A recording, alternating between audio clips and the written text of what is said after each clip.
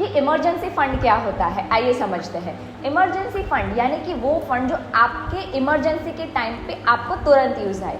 ये इमरजेंसी क्या हो सकती है, आपकी इनकम चली गई या तो फिर आपका इनकम कमाने का जो सोर्स है वो आपसे छिन गया, आप चाहे तो भी इनकम नहीं कमा सकते। उस समय पे आपको ये इमरजेंसी फंड काम आना चाहिए। कितना इमरजेंसी फंड रखना चाहिए, तो आइडियली आपका 6 महीने का जितना खर्चा है, मैं तो कहती हूँ 12 महीने का जितना खर्चा है उतना फंड आपके पास इमरजेंसी फंड के तौर पे होना चाहिए। ये फंड हम कहाँ रखें, तो इमरजेंसी फंड का 10%, टोटल इमरजेंसी फंड का 10% आपके पास कैश में होना चाहिए।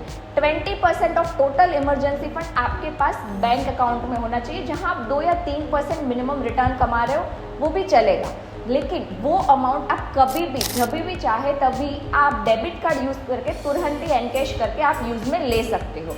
और तीसरा और बहुत ही बड़ा पोर्शन 70% आपका जो टोटल इमरजेंसी फंड है वो आपके पास बैंक में एफडी के तौर पे होना चाहिए, और वो भी ऐसी एफडी जहां वो एफडी तोड़ने पर आपको पेनल्टी ना लगे, और जब भी आपकी इमरजेंसी सिचुएशन हो तब आप वो एफडी तोड़ के एनकैश करके वो पैसे आप यूज़ में ले सकें। तो ये इमरजेंसी फंड आपको अभी क्रिएट करना है, और मैं कहती हूँ उस हिसाब से 12 महीने के खर्चे के हिसाब से क्रिएट करना है। और ऐसे ही फाइनेंस फैक्ट्स जानने के लिए बने रहें हमारे साथ, फॉलो करिए अपनी फाइनेंशियल फ्रीडम के लिए।